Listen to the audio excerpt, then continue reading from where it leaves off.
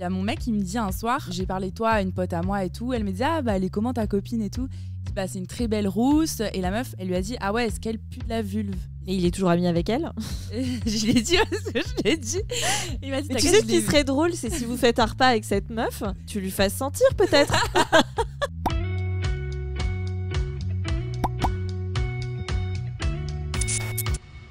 Salut Chloé. Hello. Comment ça va? Bah écoute, très bien, je suis très heureuse d'être avec toi aujourd'hui. J'arrive enfin à t'avoir dans mon salon parce que t'es débordée. T'es une femme débordée. Écoute, j'ai pas mal de travail en ce moment, je vais pas me plaindre des beaux projets. Ah ouais?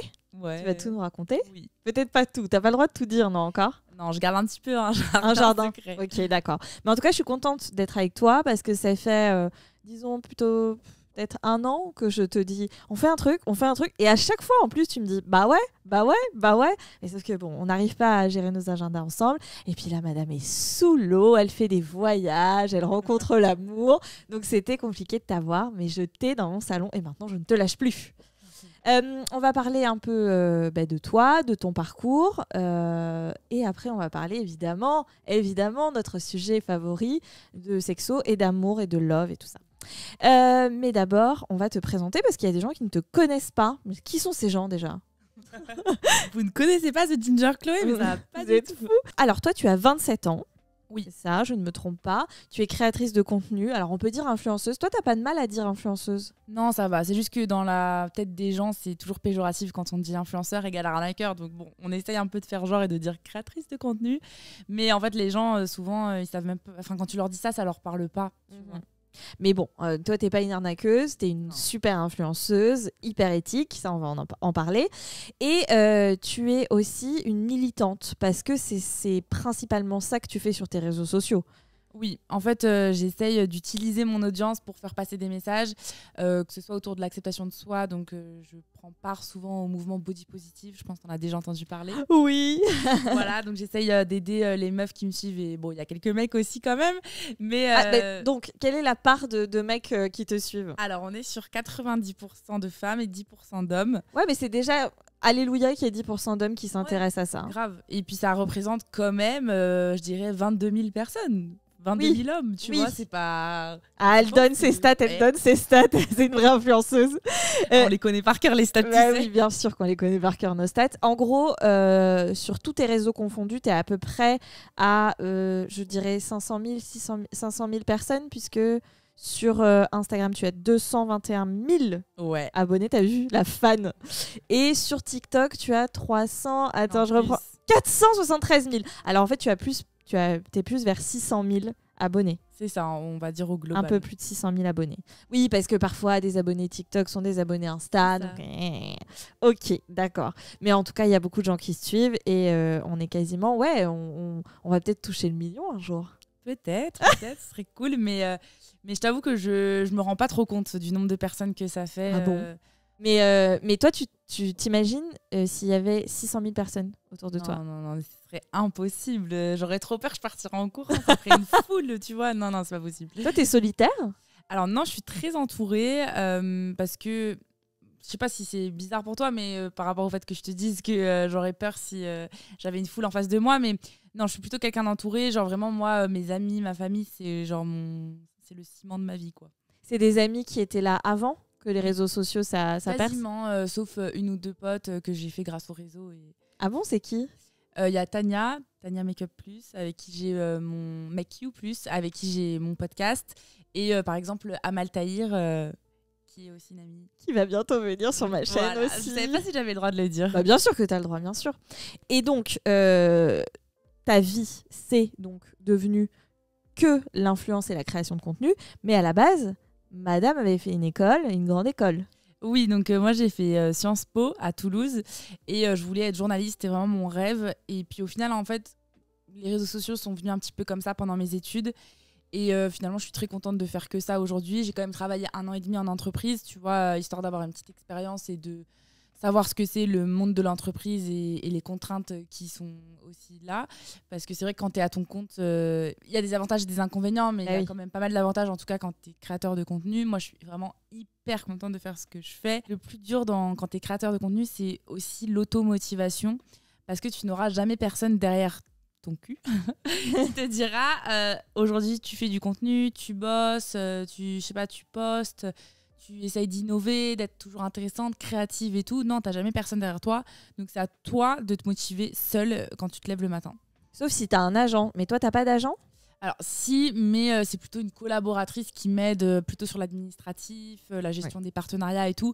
Mais elle va pas me dire le matin, tu me ponds un TikTok, une vidéo, un script. Non, tu vois. Ça, c'est toi toute seule. Ouais. Ouais, ça, c'est dur quand même. Hein. Mais t'es hyper motivée, toi, parce qu'il y a beaucoup de publications. Franchement, j'ai regardé ton TikTok. Oh, mais tu travailles, quoi. Hein.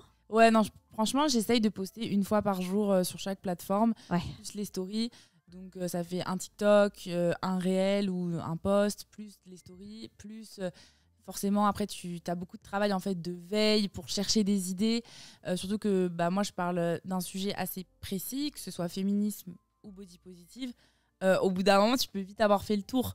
Donc, il faut quand même essayer de se renouveler, essayer d'amener les choses différemment, d'être toujours intéressante, de se mettre au fait de l'actualité. Donc, ouais, ça demande quand même pas mal de recherche. Il y a encore du boulot en la matière, non? Oui.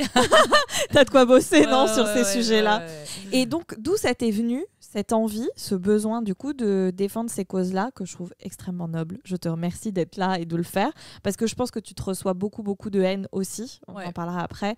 Mais d'où ça t'est venu? Alors, en fait, moi, j'ai voulu faire ça, en tout cas prendre ce créneau-là, parce que j'ai toujours été très complexée, que ce soit par ma couleur de cheveux, par mon poids. Et en fait, moi, ce qui m'a vraiment aidée, c'est il y a 3-4 ans, quand j'ai découvert le mouvement body positive sur les réseaux sociaux, avec notamment des créatrices de contenu américaines. Ça m'a tellement fait du bien, tu vois, genre j'ouvrais ma page Insta et je voyais des filles qui étaient en mode la badass, qui s'assumaient avec leur ventre, leurs petits bourrelets, elles étaient genre trop belles, elles posaient comme ça et j'étais là. Non mais il y a des meufs qui postent des photos comme ça d'elles sur les réseaux, genre comment elles font et elles sont sexy. Ouais. Et du coup, j'étais là, mais moi, j'ai le même ventre, mais vas-y, je peux être aussi sexy qu'elle, en fait. Et donc, je me suis dit, en fait, j'aimerais trop faire pareil parce qu'on n'a pas trop ça en France. Genre, on est très peu de créatrices de contenu à aborder le sujet, je pense, autour d'une dizaine peut-être.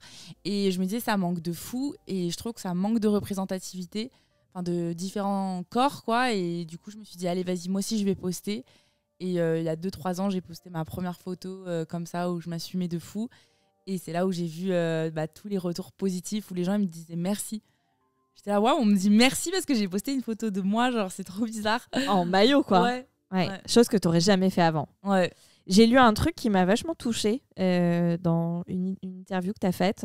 Tu avais dit, les moqueries, elles ont commencé au sujet de mes cheveux quand j'étais petite, au point de demander à ma mère de me les teindre en châtain.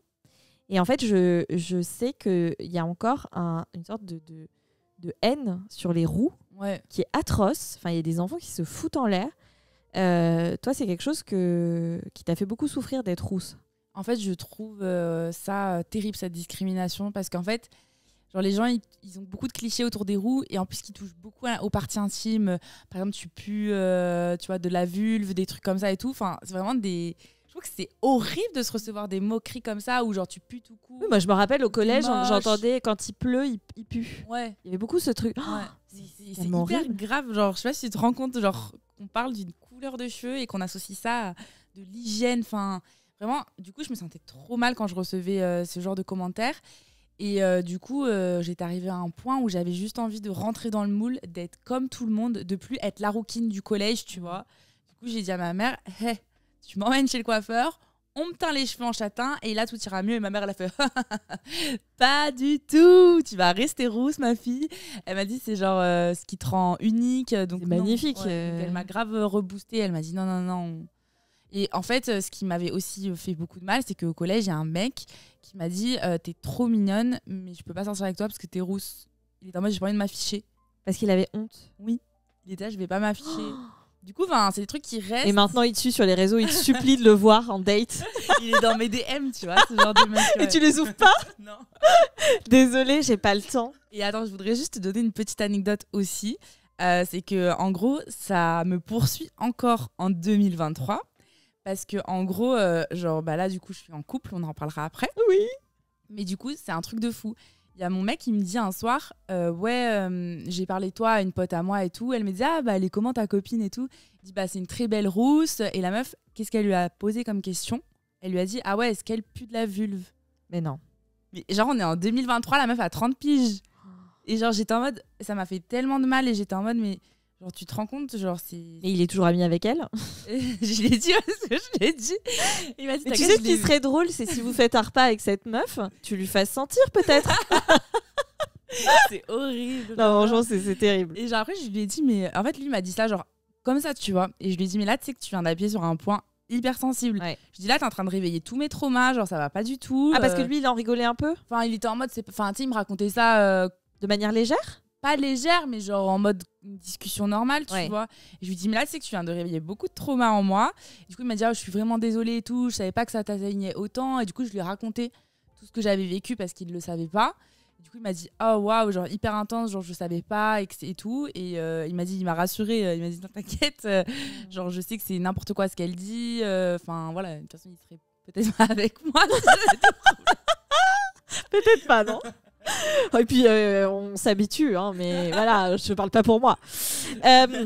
Et donc toi, il y a le combat pour le bien-être du corps et se sentir heureuse et même pas belle, quoi, se sentir bien, parce qu'il y a des jours où on se sent pas beau. Et j'imagine que toi aussi, il y a des jours où tu te sens moche. Ouais, il y a des jours où je suis down, comme on dit. Comme tout le monde. Et il y a autre chose encore, c'est le militantisme féministe que tu représentes aussi très très bien sur tes réseaux sociaux. Et est-ce que tu peux m'en parler un peu ? Alors oui, c'est vrai que j'essaye d'aborder aussi beaucoup la question féministe parce que c'est quelque chose qui me tient très à cœur. Et oui, en 2023, il y a encore des inégalités, voilà, que ce soit un peu dans tous les domaines, travail, relations amoureuses, dans la rue, niveau point de vue sécurité, etc. On est vraiment très très loin de l'égalité. Donc je trouve que c'est important de le dénoncer. Et franchement, quand je fais des vidéos féministes, mais tu verrais la débandade dans les commentaires. Et franchement, c'est hyper grave. Genre, il n'y a pas longtemps, j'ai fait une vidéo où j'ai dit que je mettais un short sous mes jupes parce que, en fait, ça m'est déjà arrivé que des hommes dans les transports me soulèvent ma jupe pour voir ce qu'il y a en dessous. Donc maintenant, en fait, moi, j'ai trop peur. J'ai pas envie, tu vois, l'été qu'on soulève, qu'on voit ma petite culotte. Donc oui, je mets systématiquement un short. Et il faut le dire que c'est quand même un problème. C'est très problématique. Attends, on se croirait quand t'as 4 ans et que les garçons soulèvent les jupes des filles. C'est déjà problématique. Oui. Peut-être que ça vient déjà de là. Mais du coup, j'ai fait une vidéo là-dessus. Et les hommes dans les commentaires sont en mode mais t'as qu'à mettre une jupe longue, t'as qu'à mettre un jogging et fermer ta gueule. Genre vraiment, ils sont hyper... Genre ils comprennent pas en fait qu'il y a vraiment un harcèlement, qu'on souffre et qu'on se sent pas à l'aise dans les transports en commun. Bah, c'est pour ça que nous, on paye un Uber après un date et que... Uber dans lequel on se fait agresser. C'est génial. C'est vraiment génial. Donc, tu as pas mal de gens qui t'aiment sur les réseaux sociaux, mais tu as beaucoup de haters. Aussi. Comment tu vis ça ? Alors, je t'avoue que c'est un peu encore compliqué. On peut jamais dire qu'on s'habitue à la haine. Après, je pense qu'il y a 2-3 ans, j'étais capable de pleurer à cause des haters parce que franchement, quand c'était une meute... Parce qu'il y a ça aussi, ça m'est déjà arrivé en fait d'être riposte par des groupes genre sur Instagram, on appelle ça Nurshi de... Enfin, je sais pas si t'as déjà vu des trucs. Jamais. Bon, je sais gros, pas ce que c'est. C'est des gens qui mettent plein de photos et genre, en gros, ils se foutent de la gueule, je sais pas, genre de meufs. Mais c'est le collège, quoi. Et après, en fait, ils viennent en meute sur ton profil et genre, je sais pas, t'as 50 commentaires. Souvent, c'est un peu des trucs très politisés, machistes, vraiment l'enfer. Du coup, ça m'est déjà arrivé de me retrouver là-dedans et d'avoir genre une centaine de mecs qui débarquent en meute sur mon compte et genre qui commentent des atrocités sur moi, tu vois. Et du coup, bah, quand t'as ça, franchement, ça fait super peur, je te jure. Où j'ai dû demander à quelqu'un, tu peux m'aider à faire de la modération et supprimer pour moi parce que c'est grave. T'as eu des menaces physiques, des choses comme ça aussi ? Non, mais c'est en mode saltrui, des trucs comme ça, tu vois. C'est assez trash. Et beaucoup d'attaques sur le physique, bizarrement. Et non, donc oui, j'ai encore pas mal de haters, mais je tiens à préciser que 99% sont des hommes. Et c'est là où je me dis, il y a quand même un problème, parce que vu que je parle de féminisme ou de body positive, ça les dérange. Et bah, c'est pour ça que c'est les hommes en fait qui m'attaquent en général. Ouais. Et je dis pas tous les hommes, certains hommes. Oui. Ouais. Oui, parce que c'est vrai qu'il y a ce truc, moi souvent, je me prends des remarques d'hommes quand je parle de féminisme sur mon Instagram. Ils me disent, mais moi, je veux dire, j'ai toujours respecté les femmes et je me sens attaquée. Et je dis, mais non, je ne suis pas en train de te parler à toi du coup, alors je parle à tous les autres et parle à tes potes et parle à ton fils. Et voilà, bon, c'est toujours le même souci. Et moi, il y a une phrase que j'aime beaucoup, c'est pas tous les hommes, mais assez pour qu'on ait toute peur. Et tu vois, je trouve que ça résume bien le truc. Ouais. Il y a assez qu'on ait peur au quotidien. Tu parles aussi d'un autre sujet, et ça, je me suis dit, enfin, quelqu'un en parle. Et ça, vraiment, je trouve qu'on n'en parle pas. Même des militantes féministes plus âgées, et c'est du jeunisme. J'ai vu que plusieurs fois tu en as parlé, et moi par exemple plusieurs fois je me suis dit ouais, mais est-ce que je suis pas trop vieille pour les réseaux sociaux, mais est-ce que je suis pas trop vieille pour monter une boîte, enfin je veux dire, j'ai 34 ans, tu vois. Donc et puis même si j'en avais 60, si j'ai envie de me faire un bel Instagram où je fais des super photos, j'ai le droit. Mais ça, on n'en parle pas, alors que toi t'en parles. Bah oui, en fait, j'en ai parlé notamment grâce aux photos que je fais avec ma mère. Parce que ma mère, en fait, elle me disait, passé la cinquantaine, je n'ai aucun modèle. Genre, j'ai personne qui me ressemble. Toutes les femmes dans les publicités, elles sont jeunes. Toutes les femmes sur les réseaux sociaux, elles sont jeunes. Y a pas... Enfin, c'est très rare d'avoir des influenceuses même de plus de 50 ans, tu vois. Et elle me disait, j'arrive pas à m'identifier. J'étais viens sur mon compte et tout. Je suis sûre que ça va faire plaisir à plein de femmes qui me suivent. Et c'est là où je me suis rendu compte que j'avais aussi une communauté qui était hyper diverse et variée, parce qu'il y a de tous les âges, de toutes les origines, toutes les classes sociales. Et du coup, ça a été assez loin, puisque ma mère, elle a posé avec moi pour déjà 3 marques différentes. On a fait des shootings et j'étais trop fière d'elle parce qu'elle était aussi super complexée de base. Et franchement, là, elle s'est dit, allez, vas-y, si ça aide les autres aussi, moi, je le fais. Elle a posé un maillot de bain à plus de 50 ans et franchement, c'est trop bien. Bravo. Toi, tu devais être tellement fière. Ouais, trop fière. Est-ce qu'on a encore le droit de se trouver grosse ? Tu sais, il y a un peu le truc, parfois, voilà. Parfois, moi, j'ai eu ce sentiment en suivant des filles comme toi, ou même en me suivant moi-même, tu vois, dans ma réflexion, où j'avais honte parfois de complexer encore sur de la cellulite, sur des trucs qui viennent de, finalement, sûrement des magazines et de ce qu'on nous a foutu dans la tête depuis des années. Mais est-ce que c'est OK est-ce que j'ai le droit encore de dire « je suis dégoûtée d'avoir pris 7 kilos parce que j'ai arrêté de fumer, par exemple ».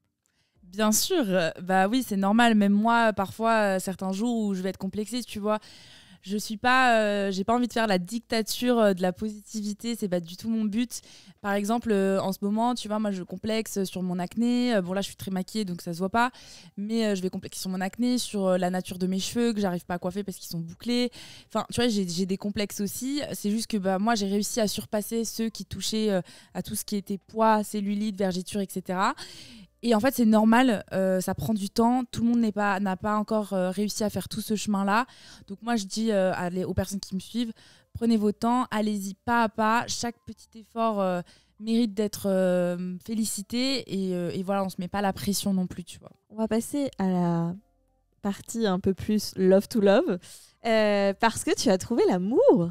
Enfin, tu es avec quelqu'un. Je m'emballe complètement. Je m'emballe, Chloé, désolée.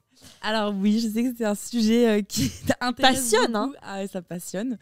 Oui, j'ai trouvé quelqu'un, il n'y a pas si longtemps que ça. C'est marrant, j'ai trouvé quelqu'un, on dirait que t'es dans la rue. Oh, quelqu'un, tu l'as trouvé. J'avoue. Mais oui, non, je suis en couple, on va dire ça comme ça, depuis 3-4 mois. Et c'est vrai que j'ai été très longtemps célibataire, je dirais 6-7 ans. Donc ce qui est assez énorme. Ça ne veut pas dire que je n'ai pas eu de relation pendant 6-7 ans, mais ça veut dire que j'ai pas été vraiment posée avec le statut de couple avec quelqu'un. C'est-à-dire que j'ai jamais été en couple en étant sur les réseaux. Donc c'était aussi quelque chose de très nouveau pour moi, de savoir comment j'allais gérer un petit peu ça, tout en étant une personnalité publique sur les réseaux, quoi. Est-ce que, du coup, dans ce que tu défends sur le corps et sur s'accepter, tu as eu des complexes au lit ? Oui. Mais d'ailleurs, je pense que j'en ai un petit peu toujours, où tu sais, genre je suis pas trop à l'aise, on peut éteindre un petit peu la lumière. Ouais. C'est compliqué, je trouve, quand t'es une femme, de être complètement libérée au lit, parce que tu vas toujours te poser des questions que les hommes ne se posent pas. C'est clair, les mecs, ils se la posent pas du tout, ça. Un homme ne va jamais se dire à quoi ressemble mon sexe. Ouais. Alors qu'une femme, elle va toujours se poser la question, ah là, j'ai les jambes écartées, qu'est-ce qu'il va voir, à quoi ça va ressembler, est-ce que je suis bien épilée, tu vois ? Est-ce que j'ai pas une lèvre qui dépasse plus que l'autre ? Ouais. Et ça, les hommes ne se posent pas ces questions-là. Bon, ok, ils ont peut-être parfois des complexes par rapport à la taille de leur sexe. Ah oui, ça c'est quand même un grand truc. Hein. Et d'ailleurs, moi, franchement, j'ai plusieurs fois dit sur mes réseaux que je trouvais ça scandaleux, les gens même qui font des vidéos humoristiques et qui blaguent sur les petits sexes et tout, parce que je trouve que ça passerait pas du tout si on le faisait par rapport aux femmes. Et du coup, moi, je le tolère pas non plus sur les hommes, tu vois. Et c'est aussi relou sur la taille du sexe parce qu'effectivement, pour les hommes, c'est un énorme complexe. Je pense que c'est leur complexe principal avec être chauve. Je crois que c'est dans les trucs les plus. Et c'est pas cool parce que d'ailleurs, la taille ne fait pas les talons. C'est ça. Et justement, tu vois, on en parlait avec des copines de ça et il y avait des copines qui me disaient les mecs qui ont des petits sexes, au moins, ils vont s'intéresser à d'autres choses, tu vois, et c'est peut-être les mecs qui vont savoir te faire les plus beaux cunis, les meilleurs trucs à côté. Donc des fois c'est très sympa aussi et puis la sexualité ne se résume pas qu'à la taille d'un sexe, et qu'à la pénétration. Tu as énormément d'autres choses. Si on va dire que tu sens moins à la pénétration parce qu'il a un petit sexe, tu peux explorer le sexe de tellement de manières différentes et c'est ok. Merci de le rappeler. Mais oui, tu vois, tu fais du bien aux femmes et tu fais du bien aux hommes. Il devrait y avoir plus d'hommes qui te suivent sur tes réseaux sociaux. On est d'accord que c'est dur d'être aimé quand on est mal dans sa peau ? Oui, je pense, parce que je trouve que c'est l'énergie que tu vas dégager. Il y a beaucoup de femmes qui me disent « Moi, j'ai confiance en moi grâce à mon homme. » Et je leur dis cool, franchement, je suis contente pour toi, mais... Qu'est-ce que tu feras le jour où il sera plus là ? Et je sais que ça peut être un peu difficile d'entendre ça, mais c'est vrai. Et moi, c'est pour ça que j'ai pas envie de remettre les clés de ma confiance en moi à un homme. J'ai d'abord envie de travailler sur moi, de m'aimer, d'être à l'aise dans mon corps. Et tant mieux s'il me trouve belle, tant mieux s'il me fait des compliments, ça va me booster encore plus. Mais j'ai pas envie que ce soit que grâce à lui, tu vois. Ouais. Mais toi, t'as déjà été avec des mecs qui t'ont fait complexer sur ton corps ? Alors moi, j'ai eu un ex qui m'a quittée parce qu'il me trouvait trop grosse. Voilà. Et pourquoi il s'est mis avec toi du coup ? En fait, il s'est rendu compte au bout de quelques... Il était débile que ça lui plaisait pas, quoi. Mais en gros, c'était un ex de longue date. Ouais. Et on s'est retrouvés quelques années plus tard. Et en fait, je pense qu'il s'attendait à voir la femme la fille qu'il avait connue quand j'avais 14 ans. Sauf que quand on s'est revus, j'avais genre 23. Entre mon poids quand j'avais 14 et mon poids quand j'avais 23, autant te dire que oui, j'avais peut-être pris 10 kilos. Heureusement, en fait. Ouais. Et en fait, il m'a dit, finalement, ça va pas le faire. En fait, t'es trop grosse. Et ça t'a fait mal ? Mais bien sûr, c'est ce qui m'a fait carrément tomber quasiment dans des troubles du comportement alimentaire. Et c'est un peu ce qui m'a donné aussi envie de militer sur les réseaux sociaux, tu vois. Et ça m'a brisé le cœur. T'imagines un mec qui te dit... Il m'a dit je t'ai trouvé négligée et avec 10 kilos en trop. Mais c'est un monstre, hein. Parce que à la limite, finalement, qu'il te revoie et que tu lui plaises plus, il a le droit. Mais par contre, il te dit pas pourquoi, à la limite. Ouais, j'aurais préféré qu'il me dise je me suis rendu compte que ça allait pas coller entre nous, j'ai pas ressenti l'alchimie de la première fois. Enfin, ok, mais genre là, être obligé de m'attaquer sur mon physique et sur mon poids, mais en fait, là, moi, je m'en souviens encore et j'avais même encore des séquelles il n'y a pas si longtemps que ça. C'est-à-dire que quand moi, j'allais en date, je me disais attends, je vais peut-être choisir plutôt cette robe-là parce qu'elle m'affine plutôt que l'autre, parce que peut-être qu'il va me trouver trop grosse. Non, en fait. Il faut arrêter de réfléchir comme ça, tu vois. Et là, aujourd'hui, donc, tu as encore des complexes, mais en fait, Instagram et tout ce que tu fais, c'est une sorte de thérapie. De ouf. Au quotidien. Instagram, c'est ma thérapie. Genre, dès que je poste une photo de moi, ça m'aide de ouf à m'accepter parce qu'en fait, j'ai réussi à habituer mes yeux à mon corps. Et je trouve que c'est hyper important de prendre du temps pour se regarder. Je sais pas si toi, tu te regardes dans le miroir. Pas de ouf. Hein. Tu vois ? Du coup, depuis que je fais des vidéos, je remarque des trucs. Et plus je regarde, parce que t'es obligé de faire des rushs. Et puis je suis là, ok, ça au début, je me sentais pas bien. Et puis en fait, c'est mignon. Mais tu vois, c'est un travail, c'est ce que tu dis. Il faut se regarder. Mais prends-toi en photo, poste, tu verras, ça va t'aider. Oh, vas-y, je vais le faire. En maillot, genre. Ouais. Et maintenant, j'ai envie qu'on parle d'un truc parce que justement, on parle des photos que tu fais. J'adore les photos, tu sais, où tu t'écris des choses sur le corps. En fait, je crois que la première, j'avais vu sur l'importante. Je crois que c'est l'importante qui t'avait repartagé. Et j'avais fait waouh, cette fille est trop cool. Alors oui, j'écris souvent sur mon corps, je sais pas, je trouve ça joli tout simplement, ou ça va être des petites phrases comme tu vaux plus que le poids inscrit sur la balance, ta valeur réside ailleurs que justement dans ton enveloppe corporelle. Donc ouais, j'essaye souvent. Ça peut faire un peu cliché en vrai. Ouais. Mais en fait, ça fait du bien. Ouais, ça fait grave du bien. Et ça marche. Hein. Ça marche que ce soit sur ton corps parce qu'on va regarder. Et puis bon, on va s'arrêter sur le message. Donc ça marche de ouf. Et du coup, je me suis dit, parce que vraiment petit happening, Moi, je l'ai jamais fait. Donc, vu que j'ai des complexes, encore, plein, et dont un, c'est genre là, j'ai l'impression de pas avoir, je sais pas comment t'expliquer, de pas avoir vraiment de cou et d'avoir une sorte de double menton. Alors, y a plein de gens qui vont me dire non, tu l'as pas. Mais moi, c'est dans ma tête. Du coup, et ça vient de mon ex qui me disait que j'avais un cou de marabout. C'est un oiseau africain qui a pas de cou. Non, mais alors lui, on l'aime pas. Hein. J'ai envie de le défoncer. Du coup, je te propose que tu écrives sur mon cou quelque chose. Et je te laisse l'écrire, d'accord ? Ok. Vas-y.